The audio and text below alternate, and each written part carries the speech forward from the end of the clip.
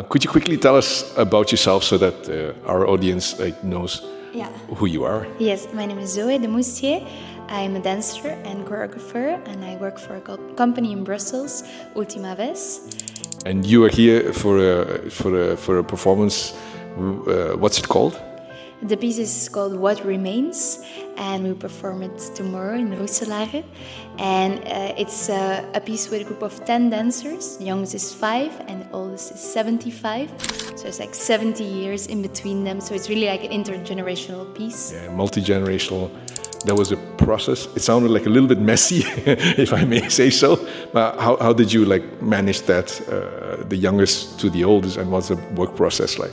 Yeah, there is like a big difference in the concentration level with the youngest kids that are really eager to learn new material, and then the older who need a bit more time to process everything. So we had to balance it out a bit, but in the end it was very beautiful to see how they came together, how they really became a family, and that also roles shift so that the youngest are learning from the oldest and the other way around.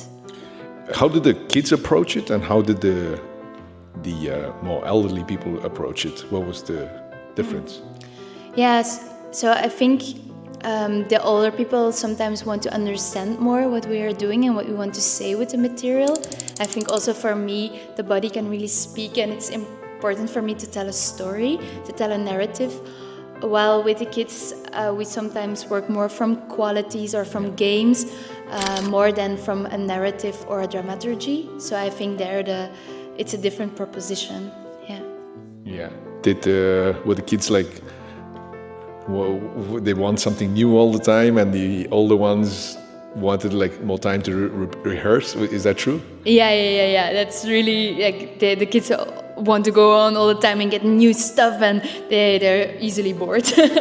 And then the older, they want to have a bit more time to write things down, write the choreography down, repeat it. So they're a bit slower.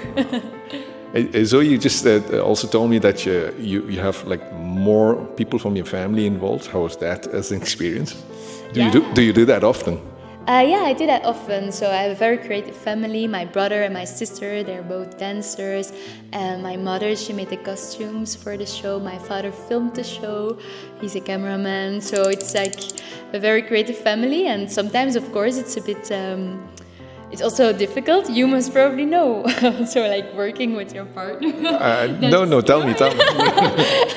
That sometimes the boundaries get a bit vague, but it's also super beautiful to do that, I think, and I feel that we understand each other quite fast, that we want to know, we understand where we want to go quite easily. Well, sometimes I have to really explain it to the dancers, from the ideas in my head to the other dancers, but with my family it goes quite fast, that they understand where I want to go. I'm just wondering what not your immediate circle, but the people kind of in your circle, what they say about the family, how do you manage, or what are the questions that people come up with? Yeah, it's a bit fragile, of course, and yeah, they also sometimes see us arguing, and then this thin line. But I talk about it a lot with people, and it's also a decision that I made, and I find it important to do that. And also, actually, the group really becomes a family. So in the end, now we have been working for almost 3 years together, from really the beginning to where we are now, and we are touring and also touring abroad. So when we had the first show abroad, and we were going with the plane, and some of the kids, they were never in an airplane, so it's really exciting. And or when the first week we rehearsed in France, and we were in the countryside, and for one girl it was the first time that she really saw a cow because she lives in Brussels in the city. So you experience all those things together, and it brings you really close to one another, and that's really nice. And for me, that's really the most beautiful part of it, to create. So do you feel like a parent then to the little ones? I don't know if I'm the parent or the big sister, or sometimes maybe I'm also, or I'm also strict, of course. So there is also someone that assists me, Oyana, and she's maybe more the trust person sometimes for them when I have to be more strict.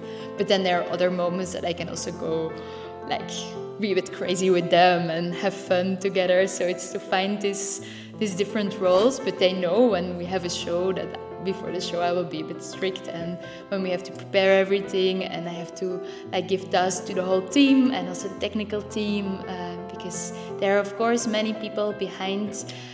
It's not only me that created the show, so we created together also the movements together, and then there is this artistic team, a productional team, and so yeah, it's really teamwork. Lots of people like will think of dancing as a like an intimate circle. It's a limited circle. So I suppose you as a choreographer and your company wants to reach out to people outside. So what is your like big mission? I think that's a very good question.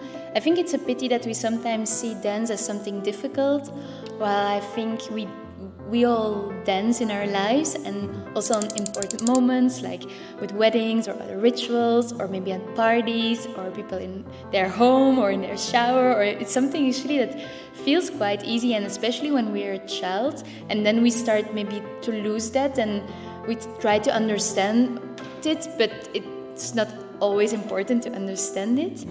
And then I also think that it's maybe a cliche, but that it's so beautiful that the body has this language and that it crosses borders. But then my mission, I think it's really what you say, is to bring it to a broader audience, to like break out of this idea that it is like niche or it's too difficult or hard to understand. And that's why I always link it to more like current topics that are touching also what is in the news or what happens in the world. Or when we started to make this piece, What Remains, it was COVID times. We saw that older people were disappearing, like we wouldn't see them in the street, they would be really lonely, people would die alone, young children would not see their grandparents, and this was really the moment that we were also like making the piece and bringing these generations together and also showing other bodies on stage. I think for me that's also one of my missions.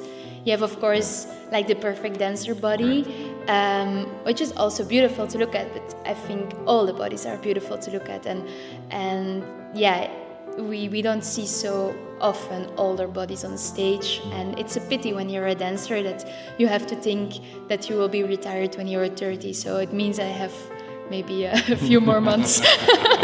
So this is also a mission. Yeah. If you could, like, as a professional dancer, if you could like give advice to parents and why they should like explore dance, why is dance so special, like different from another sport? It's more for me about expression. I think for me it was always very important as a child to have this space, this safe space to get to know my body, to be okay with my body, to express myself through my body. I think for me it is also sport. It's also nice to move and to feel the muscles and the sweat and everything. This is also a part that I like about it. But for me it was always more like a way to show what I felt from the inside, to bring that to the outside. And especially with like kids or teenagers, when they come to this age that is a bit fragile, and then when they close up, then it's so important to have this space and hopefully like a safe, nice environment. Like I felt today, we're all so open to like improvise. There were no fixed movements, maybe a few things that we touched, but they were like for 1 hour showing their inside, like their creativity, things that they saw, that they experienced, that they saw from others, and then shared that. And also that it's a way of, it's also, dancing is something you do alone, but it's really connecting to other people, other bodies, which is so important. Also nowadays that we stay connected. Yes. Yeah, so also for that, I think that's really, really good. And I asked them after 5 minutes, are you a team? Are you like a team that dances often together? And we're like, no. But I was like, huh? But it feels as if you do so. And that's super beautiful to see. Well, that's nice to hear. That's nice to hear that you come from outside and you have this perspective and you look at the dancers in a different way. Maybe we are used to the dancers, so we have a kind of like bias, I suppose, and you come in with fresh eyes and you can just see, you can just sense it immediately. So that's really like nice to to get that feedback.